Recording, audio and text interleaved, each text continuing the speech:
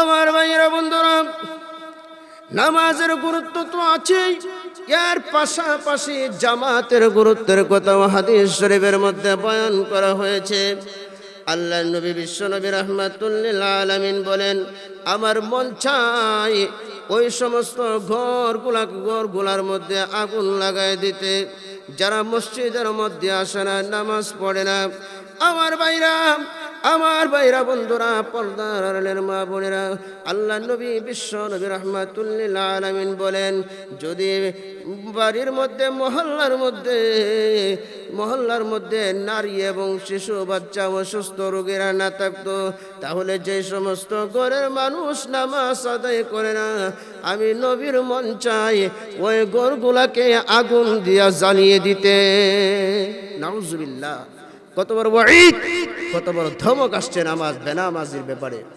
অন্যত্র হাদিস আল্লাহর নবী বলেন, মান তারাকা সালাতান মুতাআম্মিদান ফাকাদ কাফার। যে ব্যক্তি ইচ্ছাকৃতভাবে নামাজ ছেড়ে দিবে সে যেন কুফরি করবে। অনেক বড় ধমক দেওয়া হয়েছে, যদি কেউ ইচ্ছাকৃতভাবে নামাজ ছেড়ে দিয়ে সে যেন কুফরি করলো, ধমক হিসাবে বলা হয়েছে।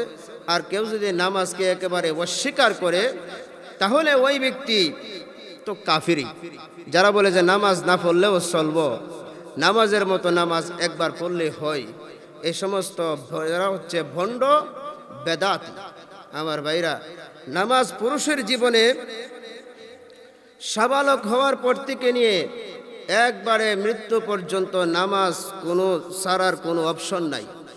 আর মহিলা যারা আছে, একমাত্র পিরিয়ড যখন আরম্ভ হয়, মাসিক যখন আরম্ভ হয়, হায়েজ আরম্ভ হয়, তখন তাদের নামাজ মাফ। এছাড়া এরপরে যখন তাদের বাচ্চা জন্মগ্রহণ করে নেফাস, ওই সময় তাদের নামাজ মাফ নাই, বরঞ্চ মুলতবি থাকবে। পরবর্তীতে পবিত্র হওয়ার পর ওইগুলাকে কাজা করে নেবে। পুরুষের জিন্দেগিতে প্রাপ্তবয়স্ক হওয়ার পর থেকে নিয়ে মৃত্যু পর্যন্ত নামাজ ছাড়ার কোনো অপশন নাই। আর মহিলাদের একমাত্র পিরিয়ড ছাড়া আর কোনো সময় তারা নামাজ ছাড়তে পারবে না। আমার বন্ধুরা, আমার ভাইরা বন্ধুরা, আল্লাহর নবী বিশ্ব নবী রাহমাতুল লিল আলামিন হাদিস শরীফের মধ্যে বলেন, আসসালাতু ইমাদুদ্দিন ফামান আকামাহা ফাকাদ আকামাদ্দিন ওয়া মান তারাকাহা ফাকাদ হাদামাদ্দিন। আল্লাহ নবী বলেন, নামাজ হচ্ছে মান আকামাহা, যে ব্যক্তি নামাজকে প্রতিষ্ঠা করলো সে যেন দিনকে প্রতিষ্ঠা করলো। আর যে ব্যক্তি নামাজ ছাইরা দিল ওই ব্যক্তি যেন দিনকে দশায় দিল। একটা ঘর যখন আমরা বাঁধি তখন তার মধ্যে খুঁটির দরকার আছে। খুঁটি ছাড়া এই ঘরটা হেলবে, জ্বলবে, পইরা যাবার সম্ভাবনা। ইসলাম নামক ইমারতেরও 5টা। সারা দুনিয়ার মানুষ এখন 2টা পথে দৌড়াইতেছে। সারা দুনিয়ার মানুষ 2টা রাস্তায় দৌড়াচ্ছে। একটা হলো জাহান্নামের রাস্তা, আর একটা হলো জান্নাতের রাস্তা। যে সমস্ত মানুষ জাহান্নামের রাস্তায় চলে যাচ্ছে তাদেরকে জান্নাতের রাস্তায় আনার জন্য, জান্নাতের পথের প্রতীক করার জন্য ওয়াজ ও দোয়ার মাহফিলের আয়োজন করা হয়, তাফসির মাহফিলের আয়োজন করা হয়, ইসলামী মহাসম্মেলনের আয়োজন করা হয়। সেই সুবাদে আপনারাও আজকে ওয়াজ ও দোয়ার মাহফিলের ইন্তজাম করেছেন। মুর্দেগানের মাগফিরাত কামনায় আমি আপনাদের সামনে আল্লাহর কোরআনের একখানা আয়াতে কারিমা তেলাওয়াত করেছি। আমার ভাই, আমি যে বিষয়টা নিয়ে আলোচনা করব সেই বিষয়টা হচ্ছে নামাজ এর বিষয়। নামাজ পড়লে কি লাভ হবে, নামাজ না পড়লে কি ক্ষতি হবে, এবং নামাজের গুরুত্ব নিয়ে আলোচনা করার জন্যে আমাকে মাহফিল ইন্তেজামিয়া কমিটির পক্ষ থেকে বলা হয়েছে। সেই দিক থেকে লক্ষ্য করে আমি কোরআনে কারিম থেকে একখানা আয়াতে কারিমা পেশ করেছি। আল্লাহর নবীর অসংখ্য অগণিত হাদিস থেকে একখানা হাদিস পাঠ করেছি। নামাজ এত গুরুত্বপূর্ণ ইবাদত, ইমানের পরপরই আল্লাহ পাক রব্বুল আলামিন আমলের মধ্যে সর্বপ্রথম নামাজের হুকুম করেছেন এবং এই নামাজের কথা আল্লাহ কোরআন শরীফের প্রায় ৮৩ থেকে ৮৪ জায়গার মধ্যে নামাজের কথা উল্লেখ করেছেন, মানুষদেরকে নামাজের দিকে আহ্বান করেছেন। আল্লাহর হাবিব সাল্লাল্লাহু আলাইহি সাল্লাম অসংখ্য অগণিত হাদিসের মধ্যে এই নামাজের কথাই বলেছেন। আমার ভাই, আল্লাহর নবী বিশ্বনবী রাহমাতুল লিল আলামিনের কাছে হযরতে জিবরাইল আলাইহিস সালাম আগমন করলেন এবং বললেন, ইয়া রাসূলুল্লাহ, ইয়া হাবিবাল্লাহ, আল্লাহর নবী গো, আল্লাহ রাব্বুল আলামিন আপনাকে সালাম দিয়েছেন এবং বলেছেন আপনাকে জিন এবং মানব জাতির জন্য আল্লাহ তাআলা নবী হিসাবে প্রেরণ করেছেন। আপনি আল্লাহর তাওহীদ কালিমার দাওয়াত, রিসালাতের দাওয়াত আপনি জিন এবং মানুষের কাছে পৌঁছায় দেন এবং নামাজের কথা বলেছেন। এই বলতে বলতে হযরতে জিবরাইল আলাইহিস সালাম তিনি জমিনের মধ্যে পা দিয়ে আঘাত করলেন, সঙ্গে সঙ্গে একটি ঝর্ণা সৃষ্টি হয়ে গেল। এই ঝর্ণা থেকে হযরতে জিবরাইল আমিন ওযু করলেন। আল্লাহর নবী বিশ্বনবী রাহমাতুল লিল আলামিনকে বললেন, ইয়া রাসূলুল্লাহ, আপনি ওযু করুন। ওযু করে জিবরাইল নামাজের মধ্যে দাঁড়িয়ে গেলেন। আল্লাহর রাসূলকে বললেন, ইয়া রাসূলুল্লাহ, আপনিও নামাজের মধ্যে দাঁড়িয়ে যান। এইভাবে আমার নবী, আপনার নবী বিশ্বনবী রাহমাতুল লিল আলামিনকে আল্লাহ তাওহীদ এবং রিসালাতের দায়িত্ব দেওয়ার পরে উম্মতদেরকে নামাজের প্রশিক্ষণ দেওয়ার জন্য আল্লাহ জিবরাইল আমিনের মাধ্যমে রাসূলকে বলেছেন। আল্লাহ রাব্বুল আলামিন কোরআনের অন্যত্র আয়াতে বলেন, আকিমিস সালাতা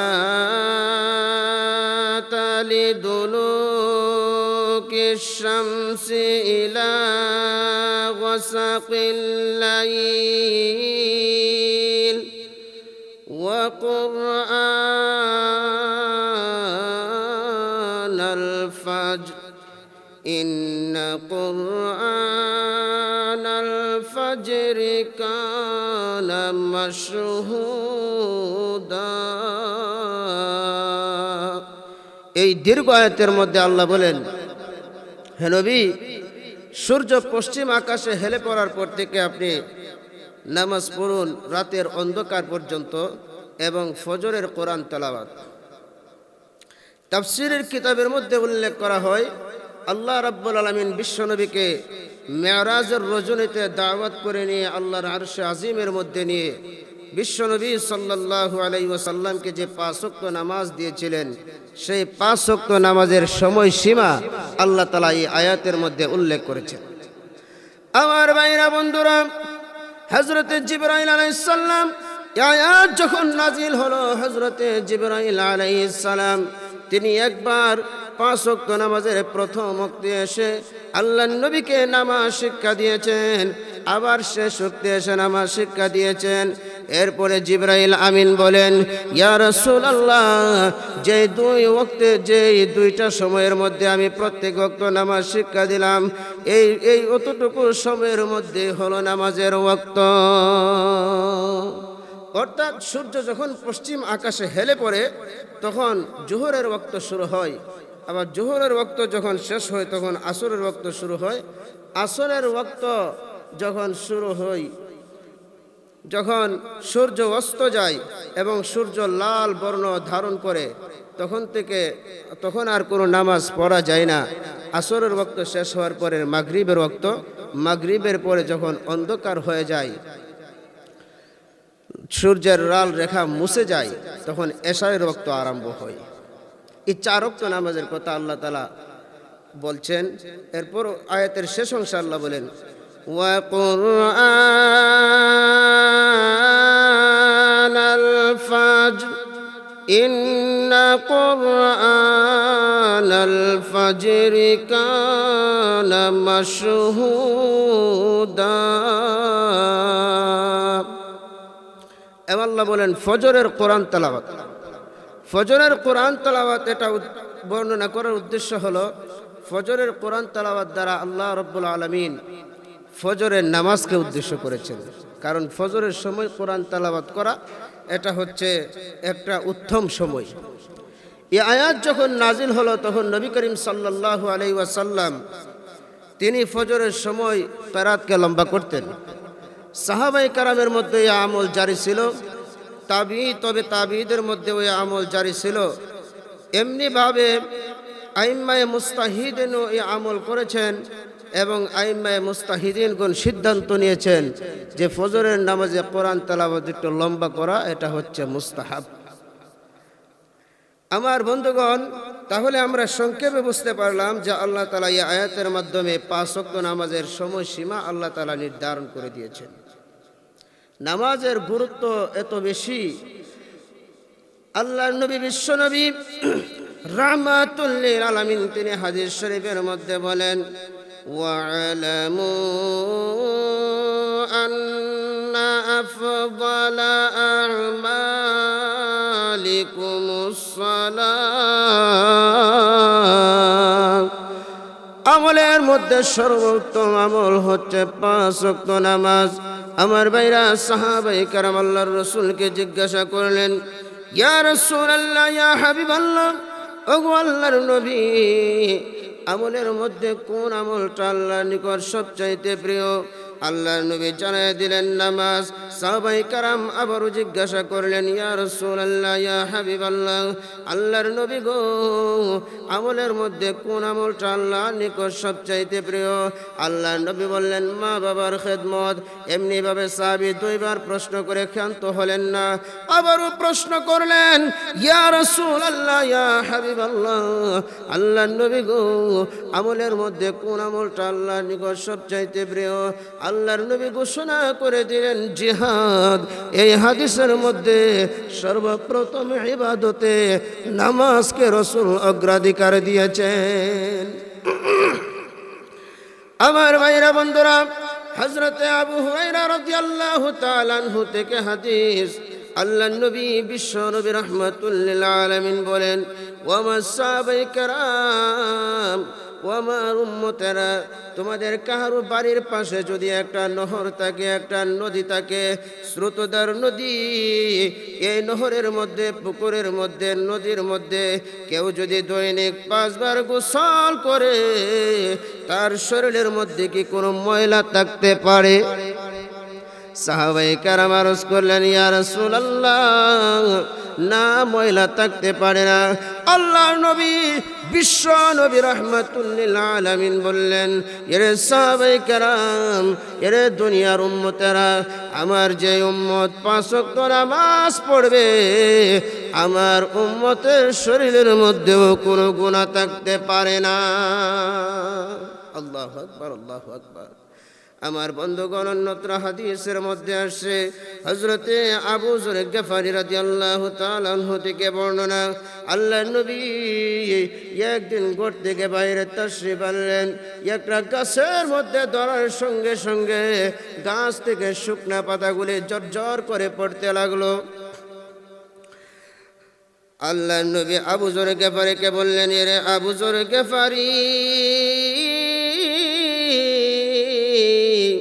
এই যে গাছের মধ্যে হাত রাখার সঙ্গে সঙ্গে গাছের পাতাগুলি ঝরঝর করে পড়তে আরম্ভ করেছে। আবু যর গফারি রাদিয়াল্লাহু তাআলা আনহু বললেন, লাব্বাইক ওয়া সাদাইক ইয়া রাসূলুল্লাহ, ওগো আল্লাহর নবী, আমি উপস্থিত। আল্লাহর নবী জানায় দিলেন, আবু যর গফারি, আমার উম্মতেরা যদি 5 ওয়াক্ত নামাজ আদায় করে, তাহলে তার থেকেও, তার শরীর থেকে, তার কলব থেকে গুনাহগুলি এই শুকনা পাতার মতো জর্জর করে পড়তে থাকে। সুবহানাল্লাহ। আমার ভাইরা, নামাজের গুরুত্ব এবং ফাজাইল অনেক বেশি, অনেক বেশি। আল্লাহ রাব্বুল আলামিন কোরআনের অন্য এক আয়াতে বলেন, যে আয়াতখানা আমি খুতবায় তেলাওয়াত করেছিলাম, ওয়া আকিমিস সালাতা তারাফাইন নাহারি ওয়া وزلفا من الليل إن الحسنات يذهبن السيئات ذلك ذكرى للذاكرين আল্লাহ বলেন দিনের দুই প্রান্তে নামাজ কায়েম করুন এবং রাত্রের প্রথম অংশে। আমার বন্ধুগণ, তাফসীর ইবনে কাসিরের মধ্যে উলামায়ে কেরাম বলেন দিনের দুই প্রান্তের দ্বারা আল্লাহ তাআলা দিনের দুই অংশকে বোঝানো হয়েছে। প্রথম অংশের দ্বারা ফজরের নামাজ, আর দিনের দ্বিতীয় অংশের দ্বারা জোহর এবং আসর, আর তৃতীয় অংশের দ্বারা রাত্রের প্রথম ভাগে অর্থাৎ মাগরিব এবং এশা। এই 5 ওয়াক্ত নামাজের কথা আল্লাহ উল্লেখ করছেন। এই 5 ওয়াক্ত নামাজ যদি কেউ কায়েম করে তখন আল্লাহ রাব্বুল আলামিন আয়াতের শেষ অংশে বলেন ইন্নাল হাসানাতি ইউযহিবনাস সাইয়্যাত যালিকা যিকরা লিযযাকিরিন।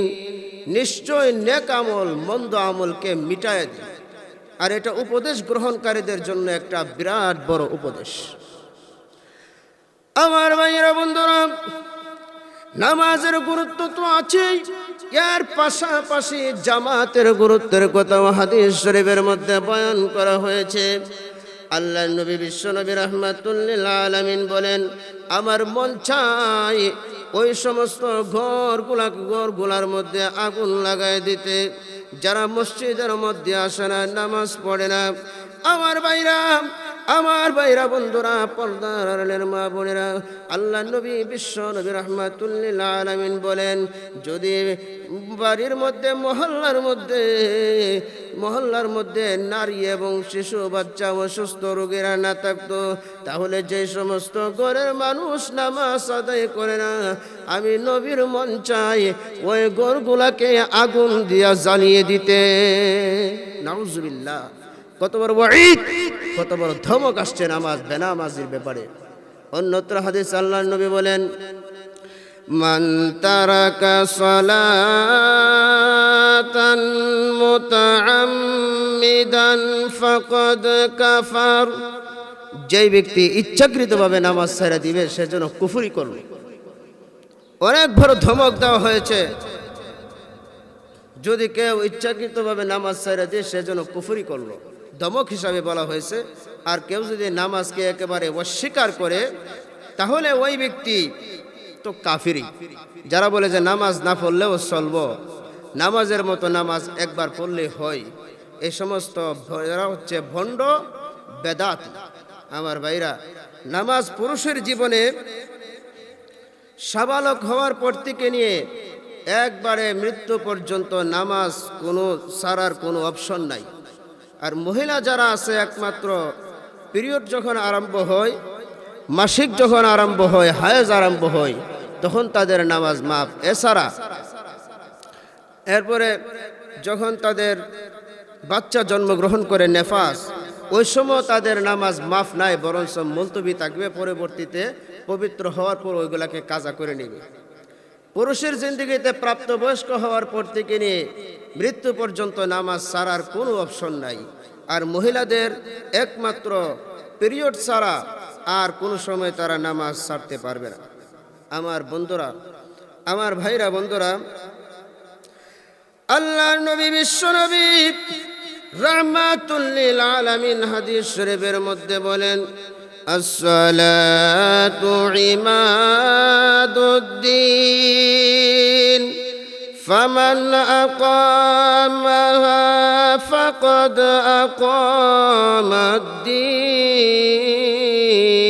আকামাদ্দিন ওয়া মান তারাকাহা ফাকাদ হাদামাদ্দিন। আল্লাহ নবী বলেন, নামাজ হচ্ছে মান আকামাহা, যে ব্যক্তি নামাজকে প্রতিষ্ঠা করলো সেজন্য দিনকে প্রতিষ্ঠা করলো। আর যে ব্যক্তি নামাজ ছাইরা দিল ওই ব্যক্তির জন্য দিনকে দশায় দিল। একটা ঘর যখন আমরা বাঁধি তখন তার মধ্যে খুঁটির দরকার আছে। খুঁটি ছাড়া এই ঘরটা হেলবে ঝুলবে পইরা যাবার সম্ভাবনা। ইসলাম নামক ইমারতেরও 5টা খুঁটির উপরে ইসলাম নামক ইমারতটা টিকে আছে, 5টা খুঁটির মধ্যে। আল্লাহ নবী হাদিসে বলেন, বুনিয়াল ইসলামু আলা খামসিন শাহাদাতি আল্লাহ ইলাহা ইল্লাল্লাহ ওয়া আশহাদু আন্না মুহাম্মাদার রাসূলুল্লাহ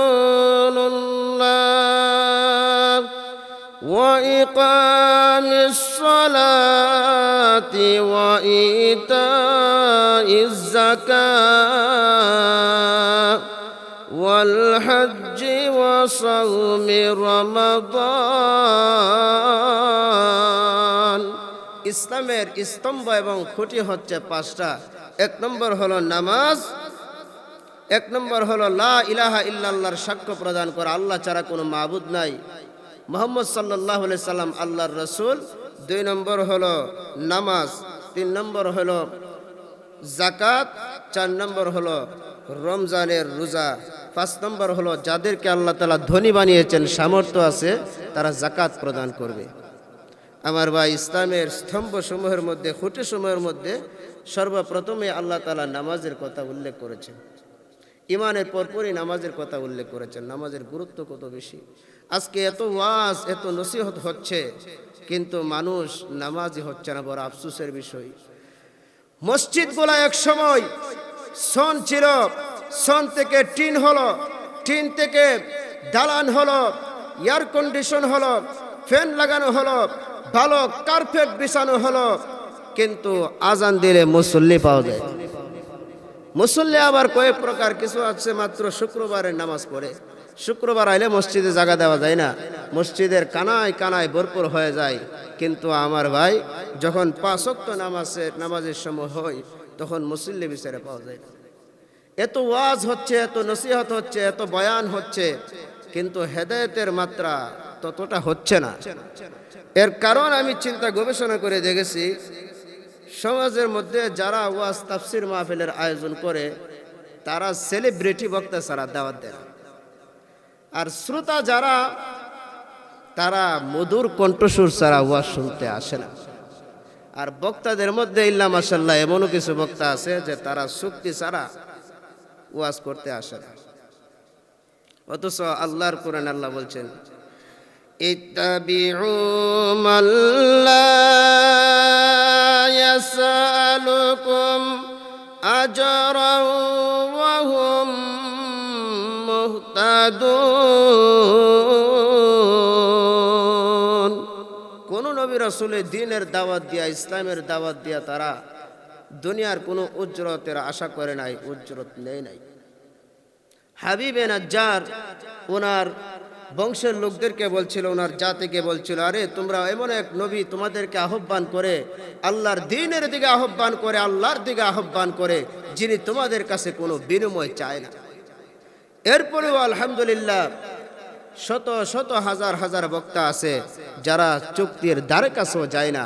তাদের জন্য আল্লাহ তাআলা এই ওয়াজের ময়দানটাকে টিকায় রাখছে। আমার বন্ধুগণ, আবার পাবলিকেরও কিছু দোষ আছে। তারা যেই বক্তা মনে করেন চুক্তি করে আসে, এই বক্তাকে 50,000 40,000 টাকা দেই, অথচ এই বক্তার চাইতে তার এলেমে আমলে আল্লাহ রাব্বুল আলামিন বলবেন, মানির রাব্বিল আলামিন, কে বিশ্ব প্রতিপালক, কে বিশ্ব প্রতিপালক।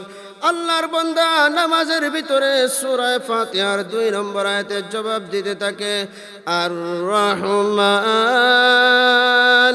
রহিম, তিনি হলেন বলেন পরম করুণাময় এবং দয়ালু। আল্লাহ রাব্বুল আলামিন আবার প্রশ্ন করেন মানির রহমানির রহিম, কে পরম দয়ালু এবং করুণাময়? তখন বান্দা জবাব দেয় মালিকি ইয়াউমিদ্দিন,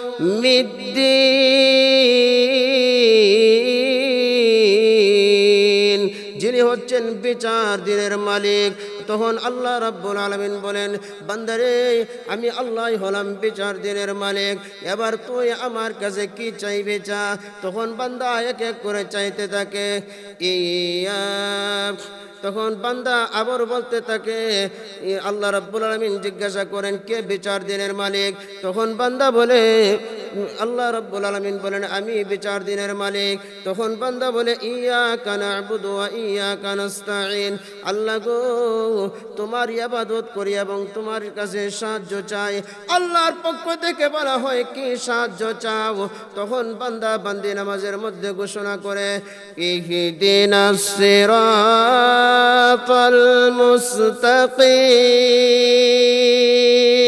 আল্লাহ আমাকে সহজ সরল পথ দেখাও। গায়রিল মাগদুবি আলাইহিম ওয়ালাদ-দাল্লিন, আল্লাহ কাফের বেঈমান মুশরিক পথভ্রষ্টদের অন্তর্ভুক্ত আমাকে করিও না, আমাকে নবীগণ সিদ্দিকগণ শুহাদাগণ এবং নেককার ব্যক্তিদের অন্তর্ভুক্ত করে দিও। তখন নামাজি ব্যক্তি বলে আমিন। এইভাবে করিয়া নামাজি ব্যক্তির সাথে ফেরেশতারাও বলে আমিন। আমার ভাই, তাহলে ফেরেশতারাও যখন নামাজি ব্যক্তির সাথে আমিন বলে, সেখানে কবুলিয়তের আর কোনো ধরনের কোনো ফাঁকফোকর নাই, আল্লাহ তাআলা ডাইরেক্ট কবুল করে ফেলে। আমার বন্ধুগণ, নামাজের ভিতরে তো আল্লাহ কথা বলেনি, আল্লাহ অন্য জায়গার মধ্যে অন্য হাদিসের মধ্যে আল্লাহ তাআলা আরো বলেন। হযরত মুসা আলাইহিস সালাম জিজ্ঞাসা করলেন যে আল্লাহ আপনি বান্দার সঙ্গে কখন কথা বলবেন? আল্লাহ এক জায়গায় বলেন ইযহুম ইয়াসজুদুন, যখন বান্দা সিজদার মধ্যে যাবে তখন আমি আল্লাহ আমার বান্দা বান্দির সঙ্গে কথা বলতে শুরু করি। বান্দা যখন বলেন সুবহান, আল্লাহ রাব্বুল আলামিন বলেন সাব্বাহতানি, এ বান্দা বান্দি তোরা আমাকে পবিত্র বললি, সাব্বাইতুকা, আমি আল্লাহ তোদেরকে পবিত্র করে দিলাম, জীবনের সমস্ত গুনাহ মাফ করে দিলাম। আমরা যখন সিজদার মধ্যে গিয়ে বলি সুবহান রাব্বিয়াল আ'লা, আ'লা আল্লাহ আপনি মহান, তখন আল্লাহ রাব্বুল আলামিন বলেন আ'লাইতুকা, আমি আল্লাহ রাব্বুল আলামিন তোরকে মহান বানিয়ে দিলাম। আমার ভাইরা বন্ধুরা, এই জন্য যখন মসজিদের মিনারা থেকে আজান হয় তখন আর ঘরে বসে থাকা যাবে না, কাজ কাম যা কিছু আছে সব কিছু ফেলে দিয়েই নামাজের মধ্যে দৌড়ায় আসতে হবে। আমরা তো সফলতার জন্য দৌড়াদৌড়ি করি, টাকা পয়সার জন্য দৌড়াদৌড়ি করি, দুনিয়াতে কেমনে সুখে শান্তিতে থাকবো, আরামায়েশে থাকবো, সেই জন্য আমরা দৌড়াদৌড়ি করি।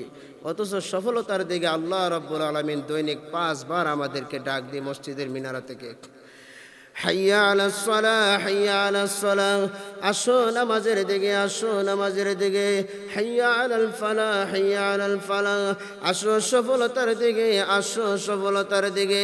অথচ দুনিয়ার মানুষ সফলতার খোঁজে তারা বের হয়ে যায় অন্য অন্য কাজে নামাজ বাদ দিয়া।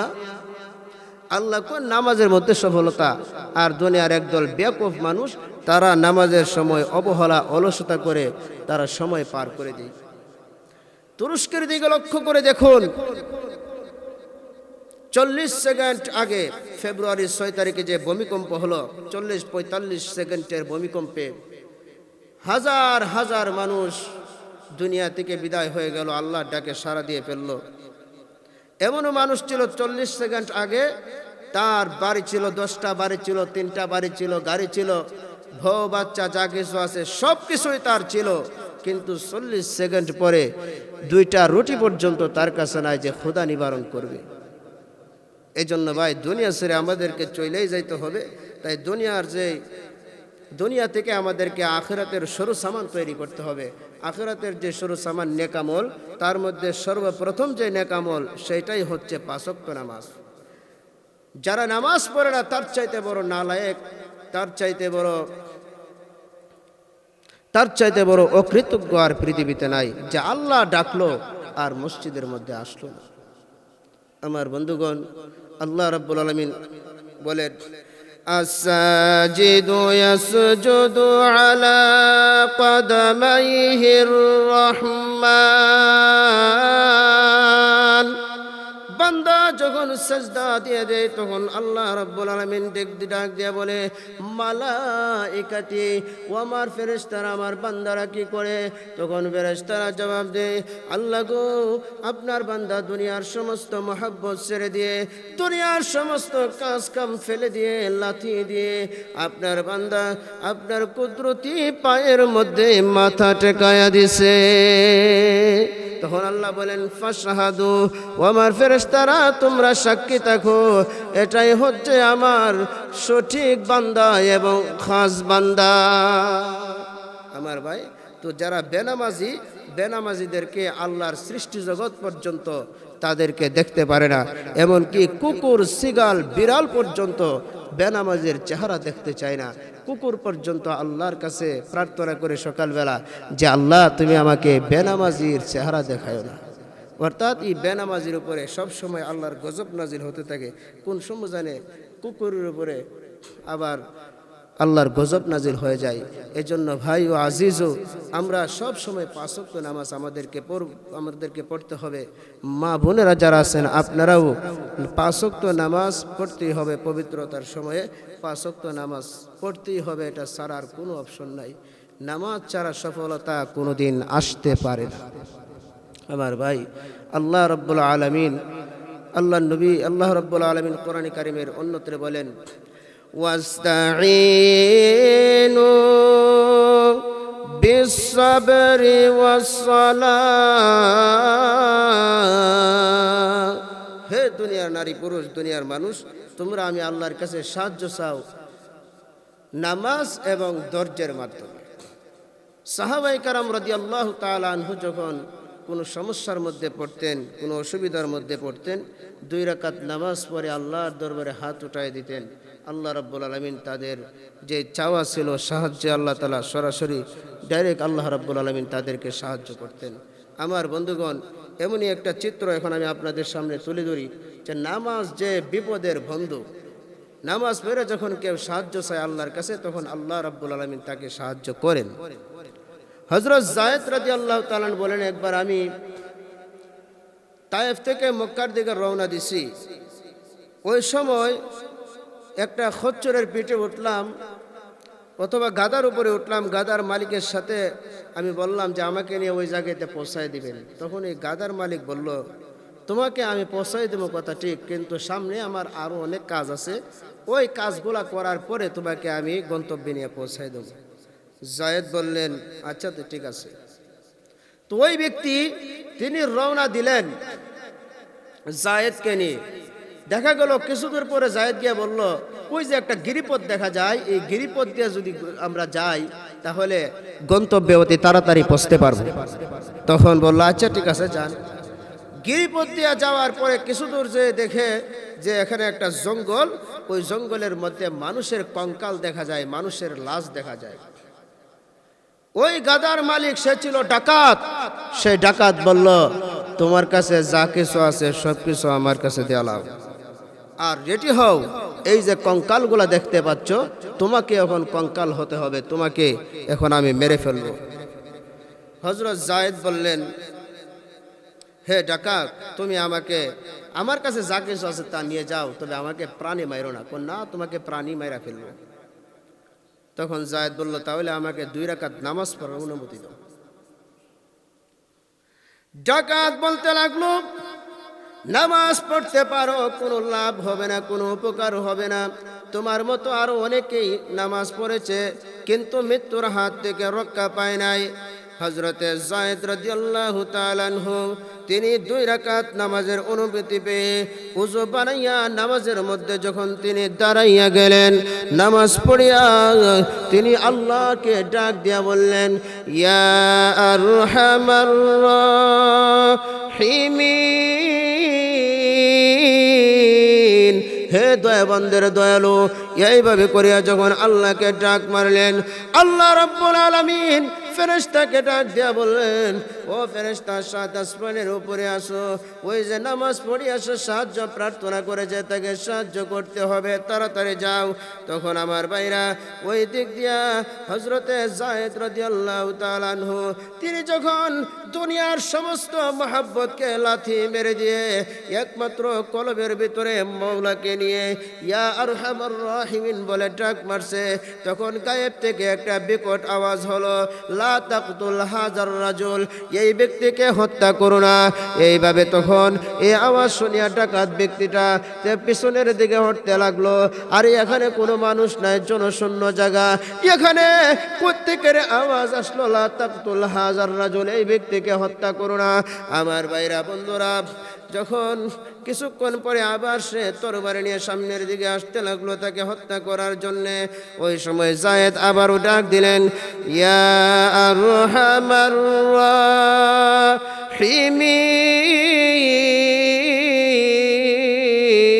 হে দয়াবানদের দয়ালুকে যখন ডাক মারছে তখন আবারও বিকট আওয়াজ হলো, এই ব্যক্তিকে হত্যা করো না। ডাকাত ব্যক্তি পেছনের দিকে হটতে লাগলো। এইভাবে করিয়া আবার কিছুক্ষণ পরে ডাকাত ব্যক্তির সামনের দিকে অগ্রসর হয়। যায়েদ আবারও দুনিয়া থেকে মুখ ফিরাইয়া আল্লাহর মহব্বত